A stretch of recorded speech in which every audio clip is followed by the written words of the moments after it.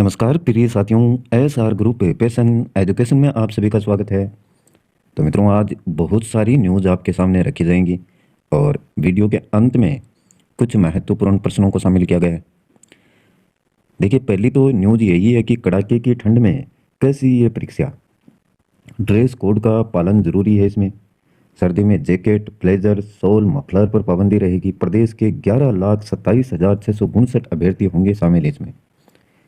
CET पात्रता परीक्षा, सवालों की गर्मी संग होगा कड़ाके की ठंड से सामना। तो ये इसमें बातें हैं कि ड्रेस कोड का आपको पालन करना जरूरी है। 11,27,659 अभ्यर्थी इसमें टोटल बैठेंगे। कब है? 7 और 8 जनवरी को 2946 पदों के लिए पात्रता परीक्षा होगी। इसमें 11,27,000 ये अभ्यर्थी बैठेंगे और इसके अनुसार अभ्यर्थी कोट है, tie, muffler, jacket, jerkin, blazer पहनकर परीक्षा नहीं दे सकेंगे। वहीं अभ्यर्थी सर्दी से बचने के लिए सिर्फ और सिर्फ शर्ट, बिना जेब वाली स्वेटर जिनमें बड़े बटन नहीं होंगे, वही पहन सकेंगे। महिला अभ्यर्थी भी हैट, स्टोल, शॉल, मफलर पहनकर परीक्षा में शामिल नहीं होंगी। इस दौरान परीक्षा देने पहुंचे अभ्यर्थियों को गर्म कपड़े उतार कर यानी उतरवा कर तलाशी भी देनी पड़ेगी। तो ये सख्ती से पालन किया है। लेकिन मित्रों, जहाँ तक मैं समझता हूँ, पेपर बेचारे ये विद्यार्थी आउट करते ही नहीं है। पेपर आउट होते हैं ऊपर से ही, यह हकीकत है, आप लोग भी जानते हैं। पेपर जो आउट होने हैं वो पहले ही हो जाते हैं। इन तक जब पहुँचते हैं तो सूचना पहुँचती है सिर्फ कि आउट हो गया पेपर। पेपर आउट करने वाले दूसरे ही हैं और भुगतना इनको पड़ता है। तो पालन तो करना होगा मित्रों, जो सरकार के द्वारा नियम लागू हैं। और पहली बार ये आयोजित की जा रही है सीईटी पात्रता परीक्षा 2,996 पदों के लिए।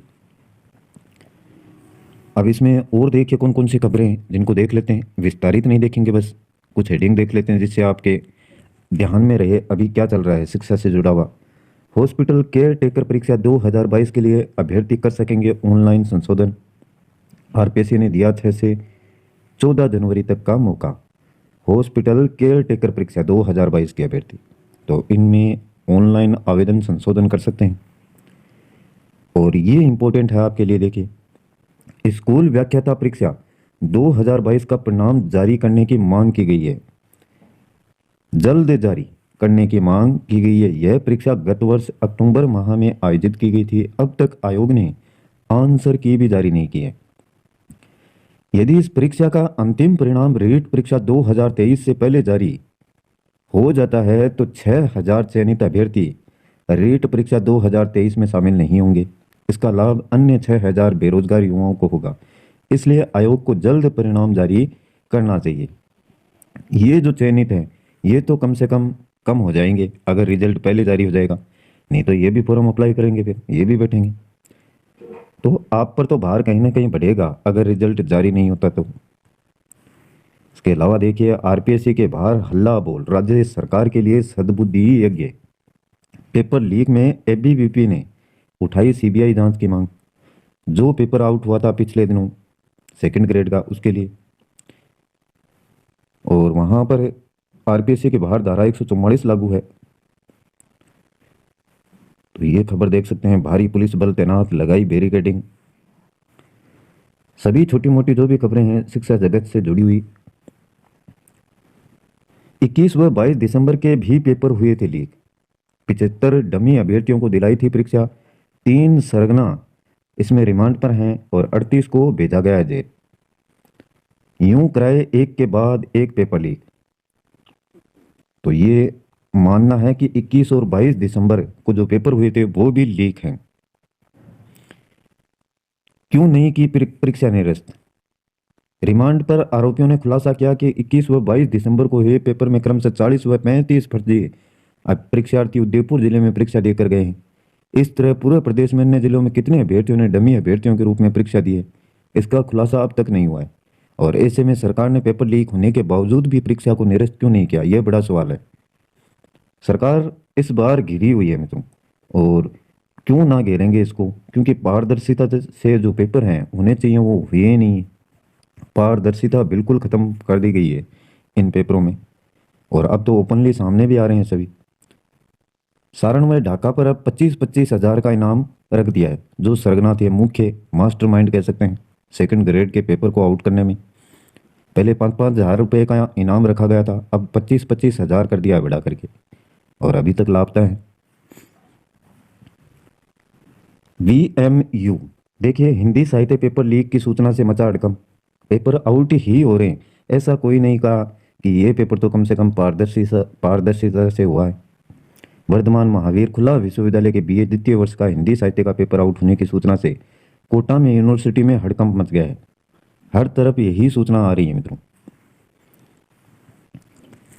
और देखिए इसमें बहुत सारी खबरें हैं। आज स्टेट ओपन स्कूल की 7 जनवरी को होने वाली परीक्षा अब 9 को होगी, ये ध्यान में रखें सभी। 7-8 जनवरी को होने वाली सम्मान पात्रता परीक्षा CET स्नातक के कारण राजस्थान में जो स्टेट ओपन स्कूल की परीक्षा का शेड्यूल है वो गड़बड़ा गया है। CET के कारण 7 जनवरी को होने वाली स्टेट ओपन स्कूल की 2 परीक्षाओं को 2 दिन स्थगित कर दिया गया है।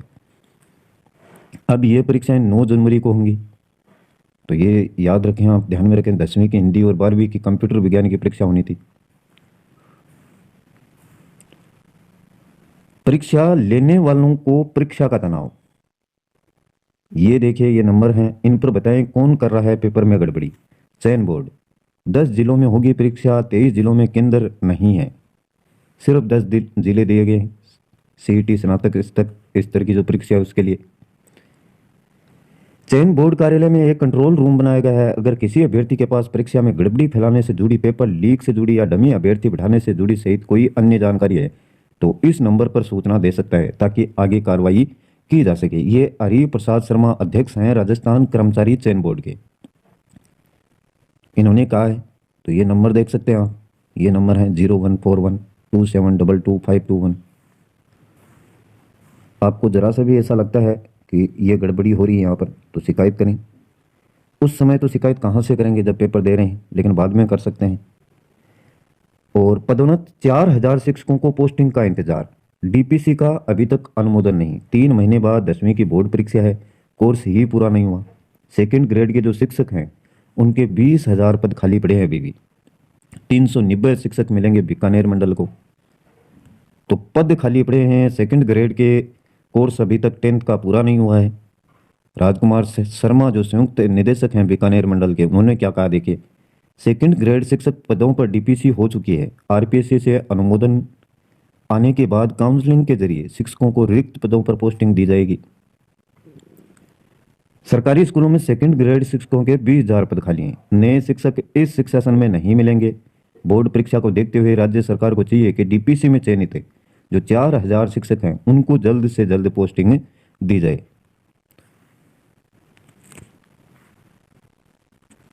सभी खबरों को देखेंगे आज।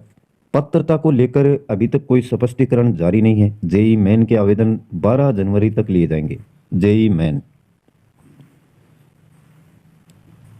तो ये खबरें आपके लिए। और ये कुछ एक क्वेश्चन हैं जिसके आंसर लास्ट में दिए गए हैं, आप इनको करना।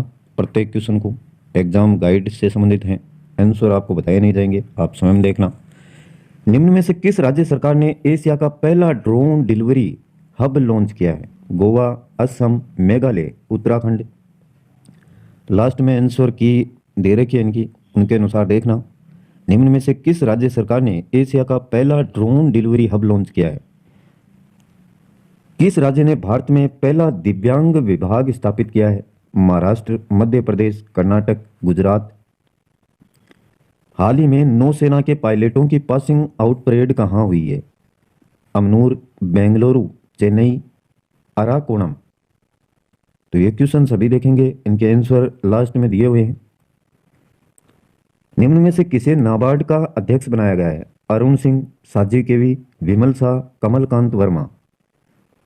किस नस्ल के बैल कृषि कार्य के लिए सर्वोत्तम माने जाते हैं? गिर, सांचोरी, राठी, नागौरी। छठा क्वेश्चन है, किस शासक के शासनकाल में नेपाल में बौद्ध धर्म का गमन हुआ था? समुद्रगुप्त गुप्त, अशोक, चंद्रगुप्त, हर्षवर्धन। और सातवां क्वेश्चन, ऐत्रेय ब्राह्मण में कर्पण कहा गया है? पति को, पत्नी को, पुत्र को या पुत्री को? और ये साइंस का क्वेश्चन है, देखिए शक्करकंद किसका रूपांतरण है? तना, पति, जड़, सल्क पत्र। और नौवां क्वेश्चन, भारत का राष्ट्रपति अपने पद पर पुनर्निर्वाचन के लिए कितनी बार खड़ा हो सकता है? 1 बार, 2 बार, 3 बार, जितनी बार चाहे। और ये 10वां क्वेश्चन अंतिम, भाखड़ा बांध किस नदी पर बना है? ब्यास, झेलम, सतलुज या घाघरा? भाखड़ा बांध किस नदी पर बना है? तो ये 10 क्वेश्चन है मित्रों, देखना आपके कितने सही होते हैं इसमें से। और ये आंसर की है, देख सकते हैं पहले में स है, दूसरे में ए, तीसरे में द, चौथे में ब है, पांचवें में द, और छठे में ब, सातवें में द, आठवें में स और नौवें में द और 10वें में स है। आपके देखना कितने सही होते हैं मित्रों। सतलुज होगा इसमें। भाखड़ा बांध किस नदी पर बना है? नौवें में द है, जितनी बार चाहे भारत का राष्ट्रपति अपने पद पर पुनर्निर्वाचन के लिए खड़ा हो सकता है। तो इसी प्रकार सभी के आंसर दिए हुए हैं, आप देखना इसको। तो ये सूचना और इम्पोर्टेंट क्वेश्चनों के साथ में आज के लिए बस इतना ही। कल फिर मिलते हैं एक नए टॉपिक के साथ। तब तक के लिए जय हिंद, जय भारत।